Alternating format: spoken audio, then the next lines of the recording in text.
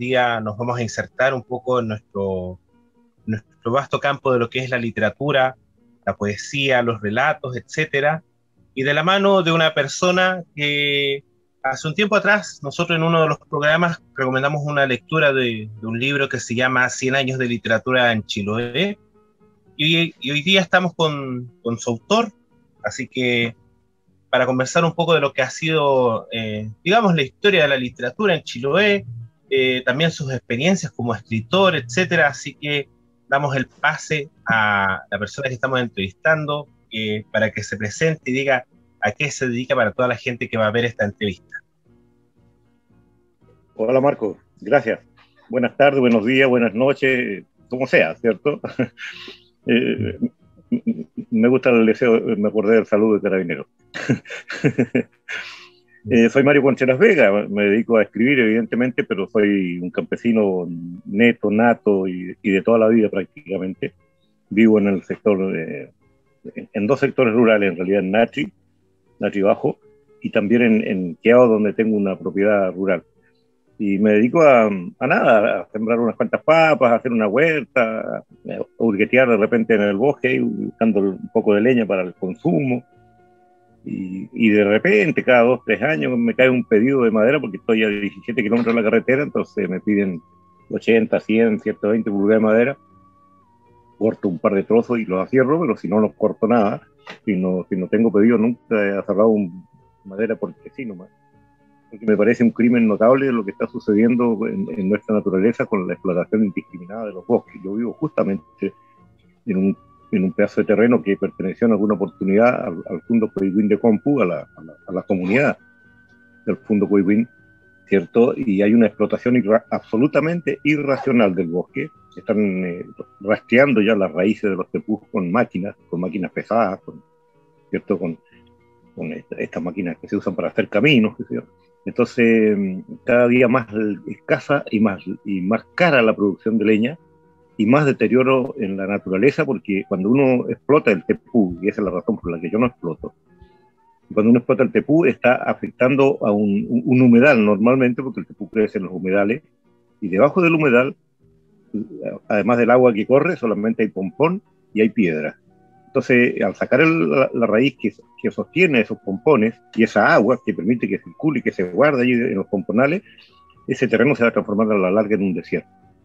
Y ese es el principal problema. Claro, hoy día me dirá la gente, ahora estamos quemando eucalipto que se viene del norte, estamos quemando pino, estamos quemando canelo, estamos quemando brosa, ¿cierto? Es efectivo, pero entre las brosas se está yendo nuestras maderas más preciadas, se está yendo el mañío, por ejemplo. El mañío lo está metiendo como brosa. Y considero que es algo absolutamente incontrolable, abusivo, y al que el gobierno tiene que ponerle coto muy rápidamente, porque si corremos el riesgo, hoy día hay 7 comunas que tienen problemas de agua potable, por ejemplo, este mismo sector tiene problemas de agua potable, nos alimentamos de las aguas lluvias y de algunos pequeños arroyitos que corren cerros abajo en el sector y que fueron canalizados o entubados más bien para un proyecto de regadío, pero no para agua potable. O sea, esa agua que bebemos nosotros es absolutamente natural, con el barro, con la tierra y con los colores del tepual, de donde nace la fuente de agua seguramente. Y entonces estamos hay 7 comunas de la provincia de Chiloé que tienen que alimentarse o alimentar a sus ciudadanos con agua de aljibes a estas alturas de la vida todavía. Y son lentísimos los proyectos de agua potable rural. Yo soy presidente del Comité de Agua Potable Rural aquí en Natri. Llevamos 5 años y recién sabemos con certeza dónde está el agua, porque se hizo una perforación y se encontró el agua a 98 metros de profundidad. Y la empresa, en vez de continuar con el tema, ponernos bombas, ponernos estanques allí de elevador y cosas así, simplemente hizo el hoyo y se fue. Taparon el hoyo y se fue. Entonces estuvo durante 15 días escurriendo el agua para que se limpien los fondos y salió toneladas de arena desde abajo, ¿cierto? Y cuando ya empezó a salir limpio, simplemente lo sellaron y se fueron.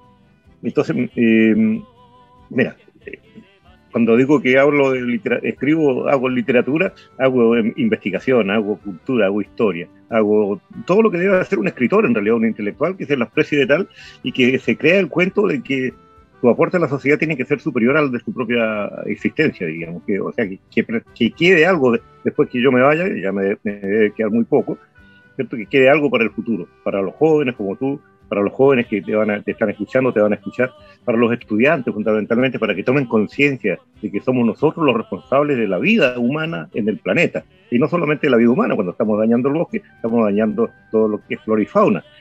Y ayer nomás estaba escuchando las noticias, perdona que me salte de un lado a otro, pero los seres humanos somos de los que investigamos, los que trabajamos con los antecedentes propios de nuestro quehacer, mezclamos diversa información. Me saltó a la vista rápidamente cuando te hablaba del deterioro de la fauna, que ayer nomás la Universidad Austral denunció el robo de 20 monitos del monte de un sector de preservación en que ellos los tenían durante años guardándolos y cuidándolos y para preservarlos y para estudiar sus modos de vida. Y alguien los robó, monitos del monte, los chumayhuenes. O sea, ¿por qué alguien puede ser tan dañino o tener tales ideas perturbadas en su cabeza que causa tanto daño? ¿Por qué sí, artificiosamente? Porque me imagino que eso no lo puede vender. No se lo van a comprar de un museo, a lo mejor un museo extranjero, otro lugar del país se lo puede comprar, o otro lugar de otro país de América. Pero me parece terriblemente dañino estos gestos de los seres humanos. Entonces, si nosotros lo que tenemos claridad y tenemos conciencia de lo que es el quehacer humano y cómo hemos deteriorado el planeta, no nos preocupamos de esto, ¿quién más lo va a hacer? Si los chicos no saben, si no se les enseña educación cívica, si no se les enseña a pensar, si no se les enseña historia, entonces ¿quién más va a hacer estas cosas? Así que ese soy yo, Mario Contreras Vega. No nací en Chiloé, curiosamente, soy el más chilote de los chilotes.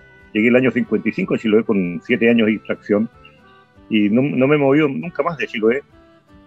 Y mi ejercicio de vida campesina ha sido acá en Chiloé justamente, pero provengo de padres campesinos, de madres campesinas, y toda la vida me ha llenado el gusto la naturaleza, me ha llenado el gusto contemplar las aves, los ríos, qué sé yo, los arroyos, y caminar debajo del bosque, etcétera, etcétera. Entonces ese es mi cuento, esa es mi historia, y leer mucho e investigar, porque si no podría ser escritor, evidentemente. Cualquiera puede pensar que los jóvenes que se están iniciando creen que tienen una idea en la cabeza y pueden transformarlo en novela o pueden transformarlo en cuento o en poesía, pero no, requiere un ejercicio de lectura muy, muy duro, muy, muy drástico, muy, muy severo y muy continuo.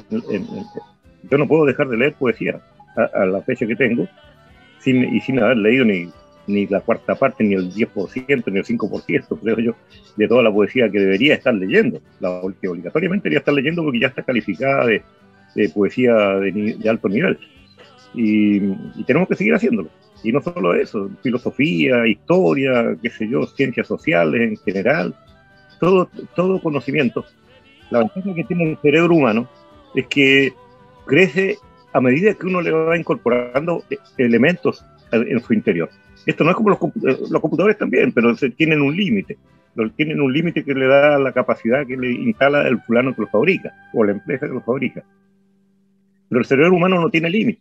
Yo siempre a los chicos, cuando le hago talleres de literatura en los colegios, cuando me han pedido que le haga talleres, en algún momento siempre les cuento una historia del Papa Juan Pablo II. Yo no soy católico, soy cristiano, creo en Dios, pero no soy católico. Tampoco soy evangélico, porque si fuese evangélico estaría predicando, estaría cumpliendo con la labor que Jesucristo dejó de tarea, ¿cierto? Pero soy cristiano, creo en Dios profundamente. Entonces, pero cuando hablo del Papa Juan Pablo II, lo pongo como un ejemplo, porque cuando él ascendió al papado, ya no recuerdo qué año estuvo de papa, él hablaba 17 idiomas, o por lo menos se daba a entender en 17 idiomas. Y cuando terminó el papado, más allá de todas las tareas que significan atender a 2.000 millones de católicos en el mundo, de escribir estas páginas, estos textos que están obligatorios, que es obligatorio para ellos, donde dictan cátedra, ¿cierto? 2 veces al año, por lo menos, publicar un texto bastante potente y poderoso, estas encíclicas que se llaman, ¿cierto? Donde dan punto de vista frente a determinados temas de la sociedad y que tienen relación con Dios, evidentemente, con la palabra de Dios y con el mundo cristiano al que ellos quieren llegar, o con el mundo ateo al que quieren llegar también, ¿cierto? Tienen que usar un montón de temas. con todas esas tareas que tenía, de visitar países, a sus cofradías, a sus grupos humanos, a su iglesia en todo el mundo, y de dirigir su iglesia y de escribir para su iglesia, de pensar para su iglesia, de rezar, se supone, porque si no se conecta con Dios, ¿de qué escribe? Con todos esos trabajos que él tenía, cuando se fue de Papa, cuando falleció, él se comunicaba en 50 idiomas, humanos. Y cuando entró allí, a esa pega tremenda, dura, larguísima, potente, que le permitía dormir 3 o 4 horas cada día, hablaba ya 17. Entonces, te das cuenta que el cerebro no deja de crecer jamás. Nunca deja de crecer. Basta que nosotros, no es que va a crecer y nos vamos a transformar en deformidades físicas, no. Se va ampliando la capacidad. Nosotros usamos el 9, el 10, el 11, el 12% máximo de nuestro cerebro. El resto ni siquiera sabemos para qué sirve. Entonces tenemos una ligera idea de que para qué podríamos aprovecharlo, y eso lo hemos aprendido leyendo acerca del tema del Alzheimer, cuando hemos percatado de que en realidad las diversas expresiones humanas están guardadas en archivos. Y cuando se daña el archivo del aula, por ejemplo, que en un caso personal, por eso te lo comento, y sirva de aprendizaje para los demás, porque a mí me costó asimilarlo, lloré cuando lo supe. A los 6 meses que murió mi madre de Alzheimer, hace ya 4 años, tenía 97 años de edad mi mamá, y ella estuvo prácticamente sin poder hablar con nosotros los últimos 8 años de su vida. Perdió el don del aula, perdió el aula simplemente. De repente salía una frase de adentro de su interior, así, pero una frase al azar, y nosotros cuando la estábamos escuchando, la estábamos visitando, pero nos tomamos esa frase y le seguíamos, y nada. Ella lanzaba esa frase al aire, giraba su rostro hacia otro lado y quedaba como, no sabía qué había pasado. No sé, el mundo no existía para ella. Entonces ni respondía, ni atendía a razones, nada, simplemente no hablaba, no.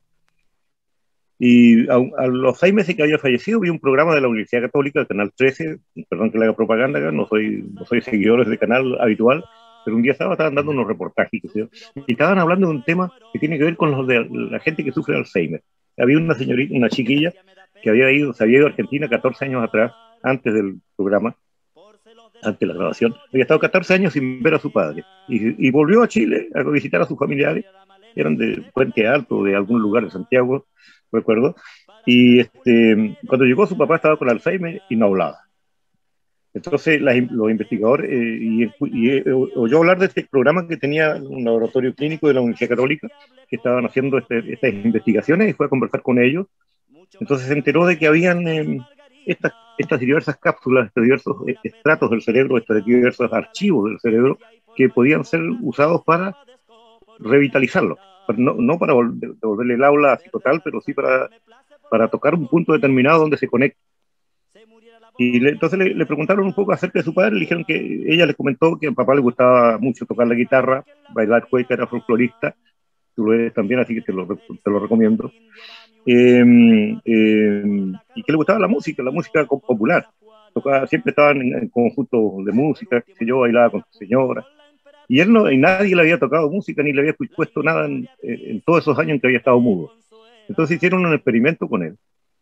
Y le conectaron simplemente unos audífonos, mira, a un CD que pusieron en un equipo musical, ¿cierto? Y le conectaron una canción folclórica.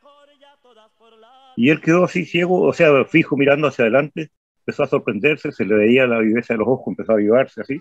De repente se puso las manos sobre las rodillas y empezó a seguir el compás de la música. Esta es la respuesta que te puedo dar. ¿Por qué hago esto? ¿Por qué escribo? ¿Por qué investigo? ¿Por qué escribo acerca de plantas medicinales? ¿Por qué escribo acerca de la historia de la literatura en Chiloé? Porque nadie lo había escrito, nadie lo había hecho. Ningún profesor de literatura. Porque antes no teníamos tantos profesores chilotes de literatura. Hoy día tenemos un centenar de profesores de literatura, doctores en literatura, doctores en literatura latinoamericana, pero a ninguno se le había ocurrido pensar que antes de ellos habían existido otros ciudadanos que también estuvieron escribiendo y lo hicieron profesionalmente y bellamente, con sentido. Entonces, de ahí parte mi trabajo. Mi rescate de Pedro Eñancúpel se debe a unas certezas que tengo yo, después de haber leído en gran parte el juicio que se hizo a Eñancúpel, cómo ese juicio fue una trama política que se armó desde la iglesia, porque la iglesia era la única que manejaba el único periódico que tenía Chiloé en esa época, ¿cierto?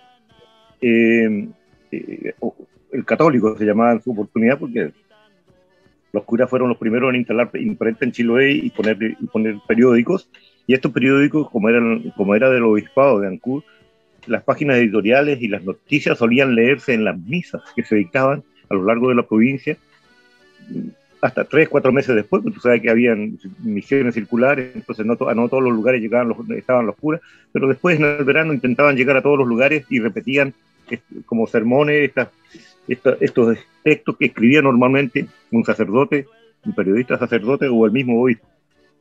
Entonces, de ahí se hizo popular la figura de Ñancuppel, y la gente en su ignorancia empezó a cargarle todos los muertos que sucedían, o todos los naufragios que sucedían, y todos los muertos supuestos que aparecían por lado y lado, porque había naufragios en diversos lugares de Chiloé. Tú sabes cómo era la navegación en 1850, 1860, 1870, cuando surge Ñancuppel en esta historia. Entonces, no había brújulas, no tenían compases, ellos viajaban a dedo, como decimos hoy día, pero viajaban así, mirando las estrellas, ubicándose por las corrientes marinas y por ese tipo de cosas, por la punta de los cerros, etc. Entonces, sobraban muchas embarcaciones, no solo una u otra. Y entonces, en todo el proceso que se le hace a Ñancuppel, la única acusación concreta que hay es que en alguna oportunidad, estando él bebiendo, eso es lo que dice la declaración del tribunal, en un bar de Melinca, junto a un sobrino y a un hermano. El sobrino tenía 17 años, el hermano tenía 15, o sea, menores de edad para todos los efectos legales. En esos años era mayor de edad, a los 25 años más encima. Ellos declaran que le oyeron contar que sí, que efectivamente había matado a 2 fulanos que le habían robado una carga de mercadería. Mientras él bebía en los bares, le vaciaron la lancha en varias oportunidades. Y esta es la única prueba que existe de que este hombre haya asesinado a otro. Esa prueba la habrían echado abajo por irrelevante, a lo mejor no en estos tiempos en que la justicia sigue tanto más pervertida que antes, pero cualquier juez imparcial lo habría echado abajo hace mucho tiempo y no le habría salido ni por chilla, como decimos los chilotes normalmente. Y bueno, entonces, pero la gente común y corriente habla de que mató a 99, inclusive destacados poetas como Borges Solar, por ejemplo, escribe un hermoso texto poético donde habla de un fulano asesino, cruel y qué sé yo, y despiadado, que mató a niños, a padres de familia, madres de familia, etcétera, sin ninguna prueba, porque el vulgo repetía esa historia, y esas historias las escuchaban en las misas, en los templos. No corría de boca en boca, no habían diarios, no habían trenes todavía, no había medios de locomoción, o sea, el medio de locomoción era un bote a vela o ir a pie caminando a Ancud, que se demoraban 8 días los viejos por los planchados o por la costa. Entonces, los únicos que tenían capacidad para transmitir noticias eran, como te digo, los curas.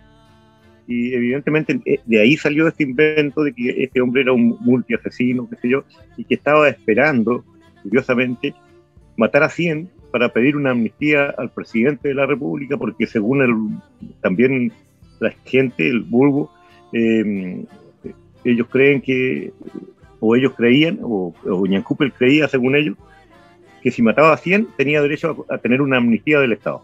O sea, era un premio, pero tenía que llegar a 100. Sí. Entonces, me parece absolutamente ridículo que a más muertos tú tengas más posibilidad de perdón. Algunos lo han obtenido, claro. Sabemos. Y eso es una de las obras, bueno, Ñancuppel es una de las obras que también fue una de las más famosas en su tiempo, en torno a lo que también en algún momento se decía de la mitificación de Ñancuppel. De ahí también usted ha tenido otras obras también, poesía y todo lo demás. Pero también nosotros queremos centrarnos un poco en la obra que yo había citado yo al principio. Y usted me decía que, por ejemplo, hoy día hay muchos profesores de literatura, doctores en literatura y todo lo demás. Pero, como bien dice usted acá, que como esto es un arte, para que se desarrolle y para que sea, digamos, algo la literatura, se requiere en primer lugar que se domine algún tipo de arte que permita compilarla, dice usted en una parte de este libro, Y yo quisiera preguntarle, digamos, en su definición, ¿qué podríamos nosotros hablar o llamar literatura? Bueno, literatura es justamente aquello que trabaja sobre el arte de escribir, sobre el arte de escribir. O sea, una carta común y corriente, de esas que se escribían antes, que le escribía uno a la familia para dar noticia de sí mismo, si bien puede ser usado como elemento literario en una biografía o si tiene algunos elementos novedosos, algunos rasgos verbales novedosos o noticias novedosas, puede ser usado literariamente, aprovecharse de eso algún escritor con más desarrollo y transformar esas cartas en un documento literario. Pero la literatura es un arte porque exige una serie de requisitos como toda obra de arte. Tú eres músico, ¿verdad? Tú personalmente eres músico, por lo tanto sabes tú lo que es la armonía, lo que es el ritmo, lo que es la concordancia de los acompañamientos, etcétera, etcétera. Entonces, la poesía funciona del mismo modo. La poesía funciona del mismo modo. Hay un ritmo interior que va uniendo y va dando las cadencias de verso en verso. Y el poeta descubrirá, en la medida que lea a otros poetas, que escuche a otros poetas, para poder descubrir dónde está la clave de ese ritmo. Cada persona tiene su propio ritmo interior, porque el ritmo tiene que ver con el modo de respirar. Y nosotros respiramos a un ritmo determinado cada ser humano, y por lo tanto, si no cumplimos con esos requisitos de que la poesía sea una pieza que se compone rítmicamente y por lo tanto se puede transformar en música, o se puede transformar en un objeto de belleza, en un objeto que entrega novedad respecto al quehacer diario, ¿cierto? Que describe el mundo de otro modo que a los comunes mortales no se les habría ocurrido, porque de repente uno se tiende de espaldas en una pampa, mira el cielo, que se yo, ve correr las nubes, y eso lo ve cualquiera, cómo se avanzan las nubes, y va descubriendo formas en las nubes, pero no todos escriben lo que ven, no todos recrean esa imagen, cosa que el que lee lo que uno está describiendo siente como que lo está viendo. Cuando consigues eso, cuando consigues que alguien se emocione, o se le desarrolle, se le abra alguna parte de su espíritu para que entienda lo que está leyendo, entonces recién puedes tú sentir que estás haciendo arte. Claro que hay artes digamos, con menos exigencia, que también son arte. Por ejemplo, tocar perfectamente una cumbia y qué sé yo, que te produce un movimiento del cuerpo sin que tú lo puedas controlar, es evidentemente también arte, ¿cierto? Pero tiene que dejarte además un crecimiento estético. El arte en sí tiene que dejar un crecimiento estético, un crecimiento en belleza, un crecimiento en sentimiento, un crecimiento en un elemento nuevo y bueno para tu desarrollo personal. Si el arte, el presunto arte que te quieran ofrecer, te lleva solamente a darle importancia a lo que, por decir un caso, a los deseos sexuales o al movimiento torpe del cuerpo para generar sentimientos encontrados de fealdad o de miseria humana, es evidente que pudiendo ser arte no suena como muy positivo para el ser humano. El arte es algo que nos desarrolla una parte interna del alma y que nos hace ver la divinidad que persiste en nosotros de alguna manera, porque somos todos criaturas que provenimos de alguien superior. Yo lo entiendo así, yo lo veo así, y en todas las artes. Por eso hay artes que trascienden y hay artes que se quedan aquí nomás. No es lo mismo un pintor de cuadros que puede exhibir su obra y recibir comentarios elogiosos o críticos que a lo mejor no se entienden, muchos no entienden el arte abstracto, el cubismo o algunas cosas de ese tipo, que alguien que pinta bellamente una casa o un cerco. No es lo mismo, evidentemente. Entonces por ahí van las diferencias. Mario, dentro de este proceso de lo que es lo literario, la literatura, podríamos decirlo, usted destaca, por ejemplo, de que antes hay como dos periodos, sobre todo en el siglo XX, que son antes de la creación de Aumen y ya, obviamente, la creación de Aumen que empieza con lo literario. Partamos primero con el periodo antes de Aumen. ¿Qué es lo que puede destacar usted de ese periodo, los periodos que ahí encontramos a Borges Solar, a los hermanos Cavada o al mismo Francisco Coloane. Sí, Francisco Coloane cubre varios periodos, por su larga data de edad, cubre varios periodos. Pero el arte se inicia en Chile con la aparición del romanticismo. El romanticismo surge a partir de la Revolución Francesa, ¿cierto? En que se supone que las cosas se hacen por bien o por mal, que no tienen otra definición. Y el bien es el amor y el mal es la muerte. Entonces el romanticismo se nutre de ambos elementos, el romanticismo amoroso y el romanticismo que duda de todo y se transforma en una especie de epílogo del ser humano y le da más importancia a la decadencia que a la vivencia humana. Entonces parte con eso. En Chile se nos aparece un modernista bastante temprano, en 1841, Rubén Darío, llega a Chile, aquí publica su principal libro, Azul, ¿cierto? Pero nutre con esa expresión tan desarrollada que trae del lenguaje, nutre a los simbolistas chilenos y a un montón de otros escritores de la época, entre los que destacan Magallanes Mauri, que fue de quien estuvo enamorada, la Gabriela Mistral, muchos años, ¿cierto? Y Francisco Contreras, y entre otros el chilote nuestro, Borges Solar, ¿cierto? Y ellos escriben, pero idealizando al ser humano.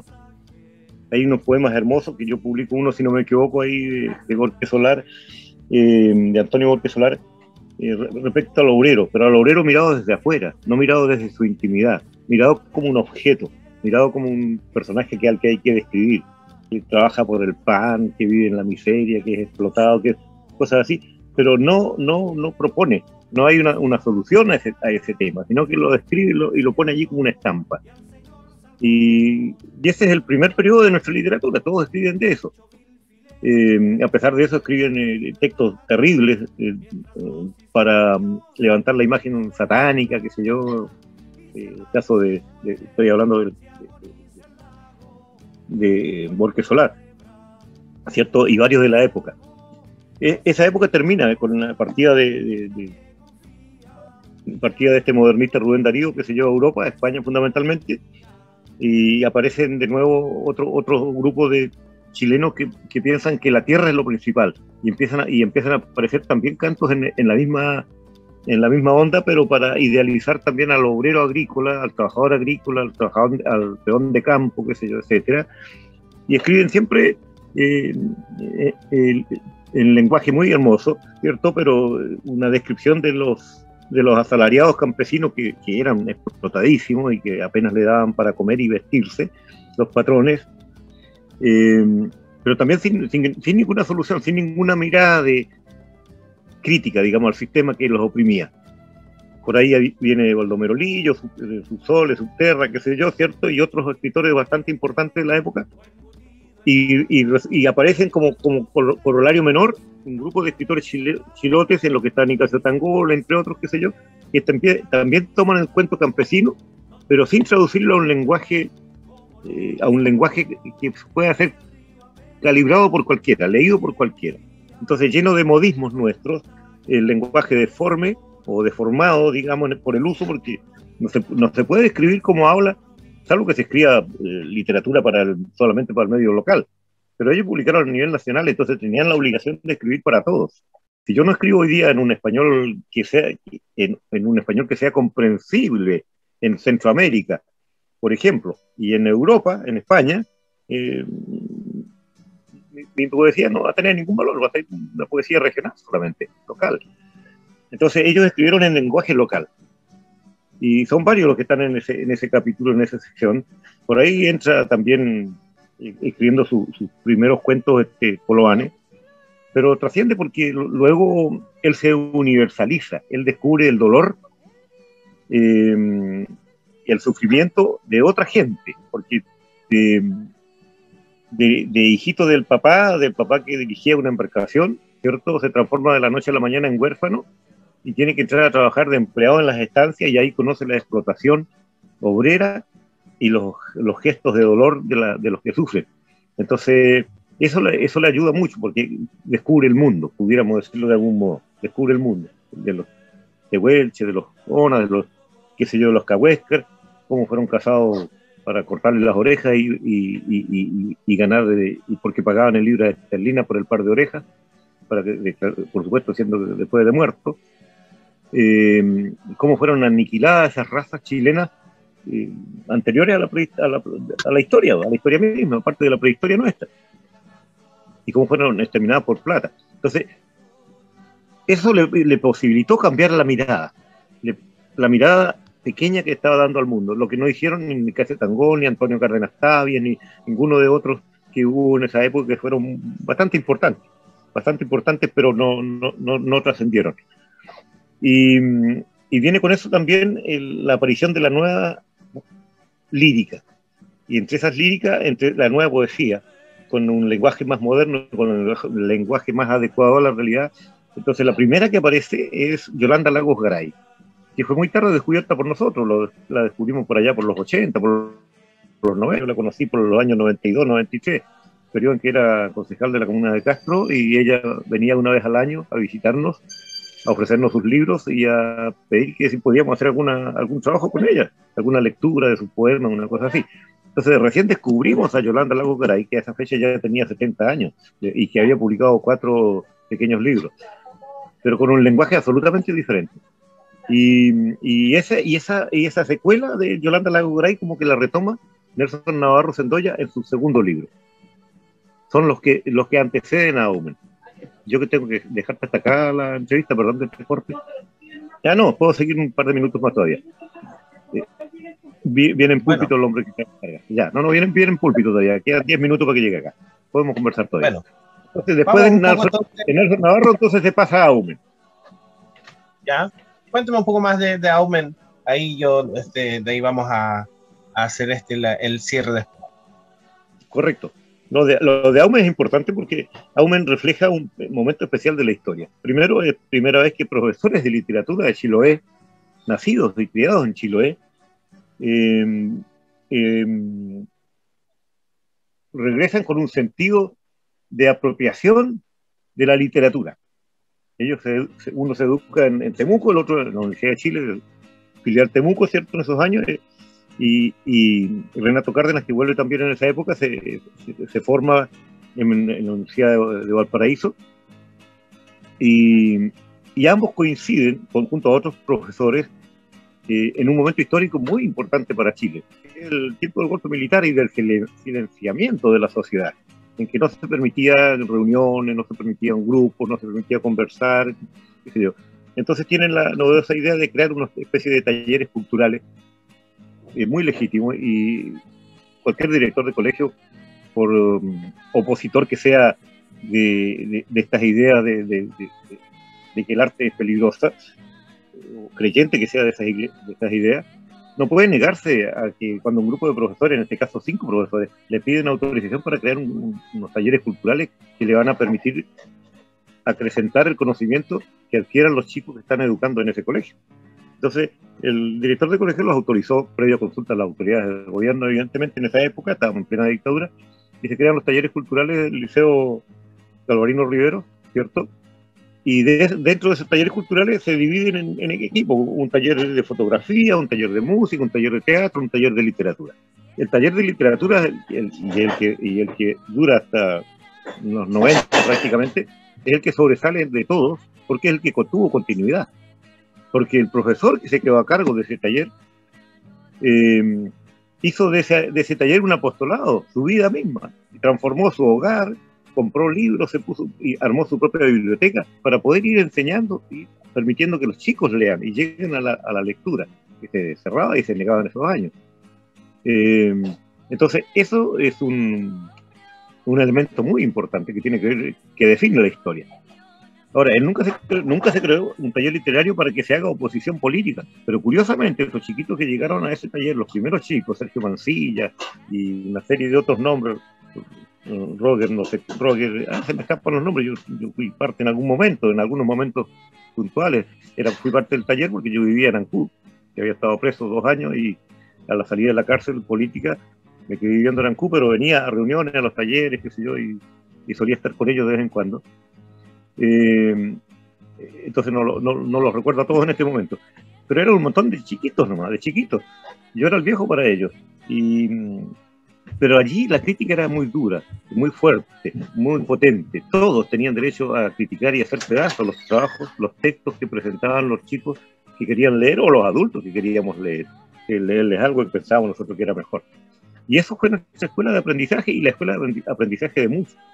Y de allí salió Sergio Mancilla, que hoy día es doctor en literatura, que hace doctorados en Alemania, en diversos otros países, en Estados Unidos inclusive, ¿cierto?